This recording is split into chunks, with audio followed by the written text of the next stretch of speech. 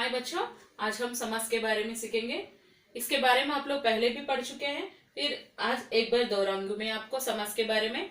समास समास का अर्थ है संक्षेप, मतलब जो कुछ भी वर्ड है एक वाक्य को संक्षेप रूप में लिखने का समास कहते हैं। अभी देखिए, दही वड़ा, दही का वड़ा, दही वड़ा है ना, उसको संक्षेप रूप में हम बताए गए। दो शब्दों के मेल को समास कहते हैं। दो शब्दों के मेल को समास कहते हैं। यह मूल रूप से 4 प्रकार के हैं। समास कितने प्रकार के हैं? 4 प्रकार। पर हम सब लोग क्या बोलते समास को? 6 प्रकार बोलते ना। 6 प्रकार कैसे देखे, लेकिन हम हिंदी में 6 प्रकार होते हैं। हिंदी में 6 प्रकार होते हैं। आपको प्रश्न पूछने पर आप समास कितने प्रकार के होते बोले तो आप लोग 6 प्रकार के बोलते, पर मुख्य रूप से 4 प्रकार का है। हिंदी में मूल रूप से 4 प्रकार का है, पर हम 6 प्रकार के पढ़ते हैं। तो चलिए समास में कितने भाग है देखेंगे। देखिए, समास में पहला वाला है अव्ययी भाव समास, दूसरा है तत्पुरुष समास, तीसरा है कर्मधारय, चौथा है द्विगु समास, पांचवा बहुव्रीहि समास, छठवा द्वंद्व समास। देखिए 6 समास अभी देखिए, अव्ययी भाव समास, तत्पुरुष समास, कर्मधारय समास, द्विगु समास, बहुव्रीहि समास, द्वंद्व समास। देखिए 6 प्रकार के समास हैं। तो अभी समास के बारे में हम आगे जाके पढ़ेंगे, अव्ययी भाव समास के बारे में पढ़ेंगे। सो देखिए, अभी अव्ययी भाव समास हमारा पहला समास है अव्ययी भाव समास। अव्ययी भाव समास देखिए, यहाँ अव्यय जो अव्यय होता है वो अव्ययी भाव समास। इसका प्रथम पद के रूप में बोलिए टीचर। प्रथम पद, दूसरा पद बोलते ना, ऐसे हम सुनेंगे बोले तो देखिए, इसका प्रथम पद प्रधान तथा उत्तर पद अप्रधान होते हैं। मतलब कोई भी पद दिया गया, वाक्य दिया गया, उसमें प्रथम पद, जो प्रथम पद है ये प्रधान रहता, दूसरा पद अप्रधान होता। मतलब जो भी आता इसमें प्रथम पद। और इजी से सीखेंगे बोले तो देखिए, समझने के लिए यह कह सकते हैं कि जिस शब्द में उपसर्ग लगता है, देखिए जिस शब्द में उपसर्ग लगता है, उदाहरण देखिए आप, उपसर्ग आ से अनुरोध, प्रतिकूल, अनुरोध, देखो यहाँ पे आगमन, इसमें पहला जो पद है वो पद प्रथम माना जाता है, प्रधान माना जाता है। जो दूसरा पद है इसको अप्रधान माना जाता है। ज्यादातर अव्ययी भाव समास में आ, प्रति, अनु, इन सब वर्ड्स आता है। जैसे फटफट, दड़ दड़, ये आवाज पूरा समास में आता। कौन सा समास? अव्ययी भाव समास में आता। उपसर्ग जहां लगता है वो अव्ययी भाव समास होता। इसका एग्जाम्पल देखिए, उदाहरण यथाक्रम, जैसे क्रम हो, यथाक्रम वर्ड दिया, इसका समास पहचानो बोले तो जैसे क्रम हो। यहाँ क्रम प्रधान नहीं है, जैसा मतलब जैसे है क्रम वैसे ही रहना। तो जैसा यहाँ पे प्रधान है। प्रत्येक मतलब हर एक, प्रत्येक एक है पर प्रत्येक, हर एक मतलब स्पेशल है ना, उसमें फर्स्ट वर्ड प्रत्येक। देखे यहाँ पे प्रत्येक, प्रति प्लस एक, प्रत्येक। ऐसे देखिए, समझ में आया ना आप लोगों को? जहां उपसर्ग लगाए जाते हैं वो है, और इसका प्रथम पद प्रधान होते हैं। अव्ययी भाव समास में प्रथम पद प्रधान होते हैं। अभी हमारा दूसरा समास है तत्पुरुष समास। हम पढ़ चुके हैं इससे पहले अव्ययी भाव समास, उसके बाद तत्पुरुष समास। तत्पुरुष देखिए, इसमें दूसरा पद प्रधान होते हैं। हम पहले क्या पढ़े? पहला पद प्रधान बोल के पढ़े ना अव्ययी भाव समास में। तत्पुरुष में दूसरा पद। आपको सिंपल ट्रिक में याद करना बोले तो अव्ययी भाव समास, पहले वाला अव्ययी भाव समास, दूसरा वाला तत्पुरुष है ना, तो पहले वाला पहला पद, दूसरा वाला दूसरा पद, ऐसे याद रखिए। तत्पुरुष दूसरा है ना, दूसरा पद, अव्ययी भाव फर्स्ट है ना, तो प्रथम पद, ये याद रख लीजिए। देखिए इसमें दूसरा पद प्रधान होते हैं। उदाहरण बोलते हैं गृहगात, मतलब गृह को आगत। यहाँ पे क्या आया? को, क्या आता? कर्म। मतलब देखे, ये पढ़ने से पहले इस प्रकार हमें यहाँ देखो, पढ़ने से पहले कार्यचिह्न याद होना चाहिए। यहाँ कार्यचिह्नों के साथ आता। तो तत्पुरुष समास मतलब ये समास में कार्यचिह्नों के साथ आता। तो कार्यचिह्न देखिए, यहाँ पे एग्जाम्पल गृहगात, गृह को आगत को क्या होता, कर्म, कर्ता ने कर्म को करण से के द्वारा पढ़े ना हम। देखिए कर्म को, इस प्रकार हमें ये याद रखने के पहले जो कारक है हमारा, कितना है कारक, 8 प्रकार के। तो 8 प्रकार में पहला और 8वां छोड़ के बाकी जो बचे 6 वो प्रथम रूप से वो हमको याद कर लेना। देखिए कर्मधारय तथा द्विगु समास भी इसी के भाग माने जाते हैं। किसका भाग, तत्पुरुष में ही कर्मधारय तथा द्विगु समास भी इसी में रहता है। अब देखिए लुप्त कारक तत्पुरुष, यह 6 प्रकार का होते हैं। अभी बताया ना मैं, लुप्त कारक मतलब छिपा हुआ, कारक में छिपा हुआ रहता है, वो है 6 प्रकार का। कैसे, आप पूछ सकते हैं कि कारक 8 प्रकार है ना टीचर, तो देखिए आप अच्छे से याद कर लीजिए। कर्ता और लास्ट में संबोधन कारक जो है वो 2 हटा के हम बाकी का 6 प्रकार यहाँ पे बताया गया है। देखिए इसकी शुरुआत कर्म से होकर अधिकरण कारक तक होती है। मैं बोली ना संबोधन कारक के पहले क्या आता, अधिकरण। कर्ता, कर्मा, करण आते ना, कर्ता को छोड़ दो, कर्मा, करण, संप्रदान, अपादान, संबंध, अधिकरण। देखिए अधिकरण कारक तक होती है। तो हम लोग ये पढ़ने के पहले तत्पुरुष समास आपको इजी से आना बोले तो आप पहले कारक को पहचानना, कारक के पहचानना बोले तो कारक सीख लेना, पहले कारक सीख लेना तो बहुत इजी तरह से आप समास पढ़ सकते हैं। तो देखिए अभी आगे बढ़ेंगे हम, आगे बढ़ के कर्म से लेकर अधिकरण तत्पुरुष तक हम लोग अभी सीखेंगे, ठीक है। अभी देखिए तत्पुरुष समास में हम 6 प्रकार के कारक का इस्तेमाल करते बोले ना। तो देखिए कारक में फर्स्ट वन हम कर्म तत्पुरुष में क्या आता, को, कर्ता ने कर्म को पढ़ते ना हम, करण से, देखिए संप्रदान के लिए, तो हम अभी ये तीनों के बारे में पढ़ेंगे। कर्म तत्पुरुष में जो भी जहां भी को आता वो कर्म तत्पुरुष होता। देखिए उदाहरण में यश प्राप्त, यश को प्राप्त, देखिए यहाँ पे यश को प्राप्त, को आ गया ना तो ये होता कर्म तत्पुरुष। ग्रामगत, ग्राम को गया हुआ, कर्म तत्पुरुष। सर्वप्रिय, सबको प्रिय, सर्वप्रिय पुरुष। कर्म तत्पुरुष में क्या आता, से, द्वारा। मन चाहा, मन से चाहा, देखिए यहाँ पे उनके द्वारा है ना, कर्म तत्पुरुष। मन चाहा मतलब मन से चाहा, से। भूख मरा, भूख से मरा। मुंह मांग, मुंह से मांगा, मुंह मांग, तो यहाँ पे से आया हुआ तो ये होता कर्म तत्पुरुष। अभी देखिए संप्रदान तत्पुरुष में क्या आता, के लिए, संप्रदान के लिए बोल के पढ़ते ना हम, संप्रदान के लिए। उदाहरण देखिए गौशाला, गौ के लिए, शाला गौशाला। तपोवन, तप के लिए वन, तपोवन। विद्यालय, विद्या के लिए आलय है, विद्यालय। देखिए यहाँ पे कर्म, करण, संप्रदान कारक आ गया। कर्म में को आता, करण कारक में से, द्वारा आता, संप्रदान तत्पुरुष में के लिए। अभी ये तीनों का हम पढ़ चुके हैं, बाकी तीनों का अभी आगे पढ़ेंगे।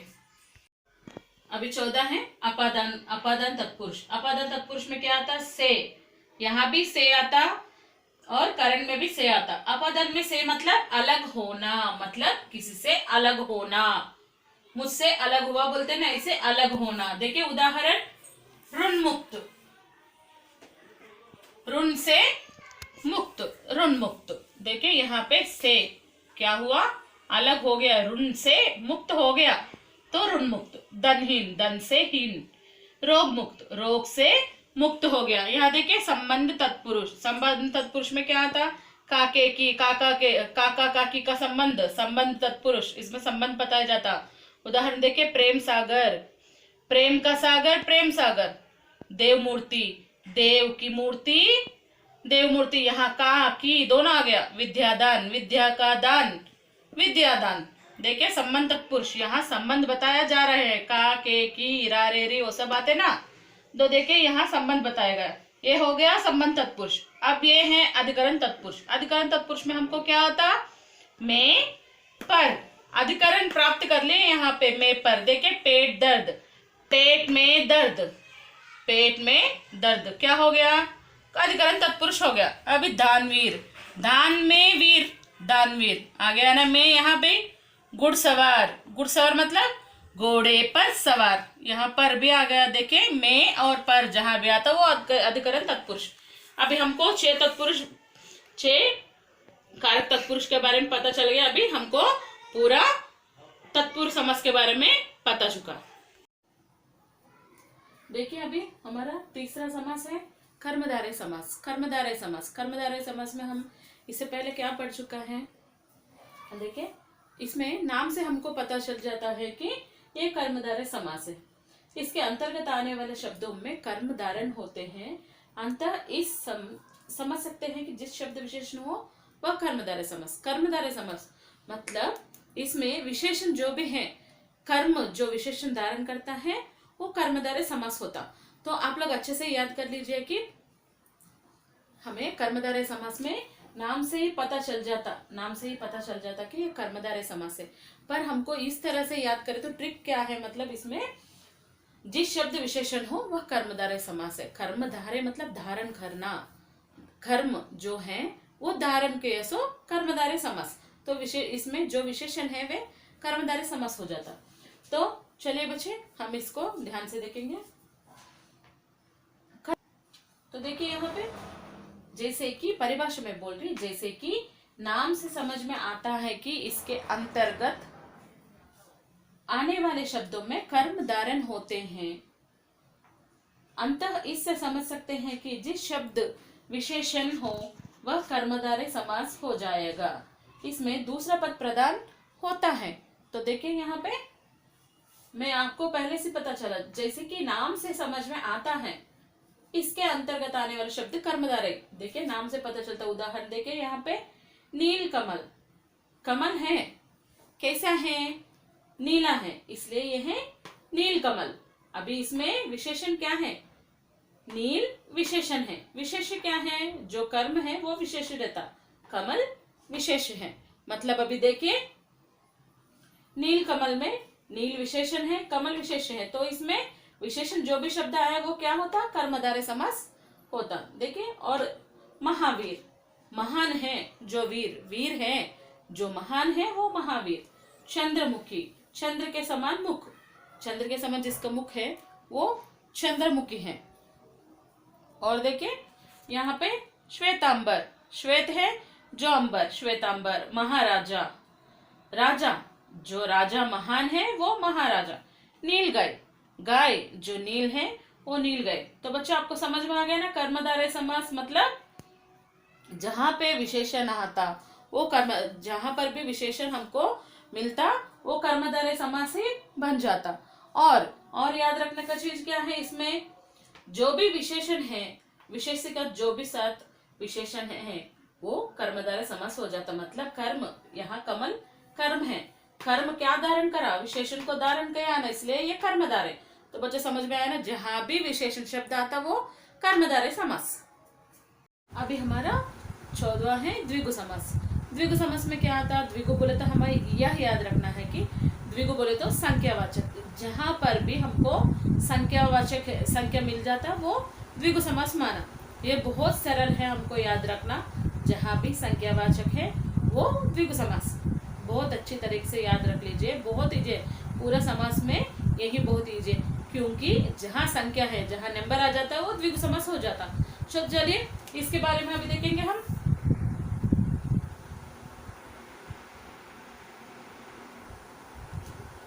देखिए यहाँ पे द्विगु समास, द्विगु समास क्या, देखिए इससे पहचानना सरल माना जाते हैं, इसको पहचानना सरल माना जाता है। सरल किस लिए, इसका पहले पद संख्यावाचक होते हैं, क्योंकि इसका जो भी पहले पद है वो संख्यावाचक हो जाता है। जहां भी संख्या मिल जाता हमको पद में, पहले पद में, वो संख्यावाचक। एग्जाम्पल देखिए, उदाहरण चौराह, चौराह मतलब चार राहों वाला। यहाँ पे चार क्या हो गया, यहाँ पे चार हमको चार नंबर मिल गया, तो ये क्या होता, संख्यावाचक हो गया। त्रिवेणी, तीन वेणियों का समूह, तीन वेणियों का समूह को त्रिवेणी कहते हैं। यहाँ पे तीन हो गया ना द्विगु समास। सप्ताह, 7 दिनों, 7 दिनों को सप्ताह कहते हैं ना, हो गया ना 7, 7 क्या हो गया यहाँ पे संख्यावाचक। नवग्रह, नवग्रहों का समास, यहाँ पे 9 संख्यावाचक हो गया। तो हम लोग ये याद रखना है कि जहां पर भी हमको, जहां पर भी संख्या मिल जाता वो संख्यावाचक बन जाता। अच्छी तरह से याद रख लीजिए, एक बार ये फिर से एक बार अच्छे से देख लीजिए, नोट कर लीजिए। जहाँ पर भी संख्या हमको दिखता, पहला पद में संख्यावाचक दिखता, वो द्विगु समास है। अभी हमारा 5वां है बहुव्रीहि समास।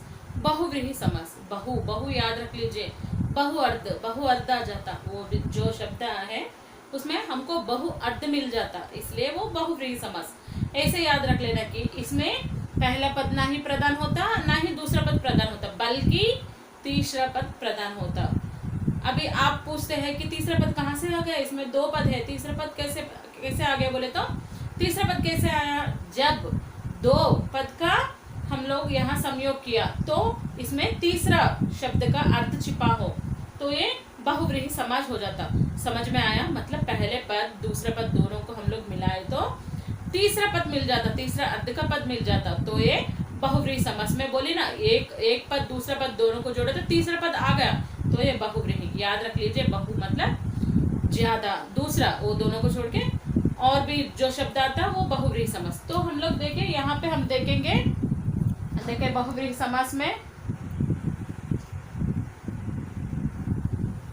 बहुव्रीहि समास इसमें ना ही पहला पद प्रदान होता, ना ही दूसरा पद, बल्कि तीसरा पद प्रदान होता। यहाँ पे पहला पद प्रदान नहीं होता, दूसरा पद भी प्रदान नहीं होता, पर तीसरा पद प्रदान होता। जैसे दशानन, दशानन मतलब 10 आनन, 10 आनन। देखिए आप यहाँ पे कंफ्यूज होता, दशानन अभी नंबरिंग आया, ये कर्मधारय समास बोल के आप लोग सोच रहे थे, पर नंबरिंग आया, ये द्विगु समास बोल के आप लोग पहचान लेते, पर ये द्विगु समास थोड़ी ना होता।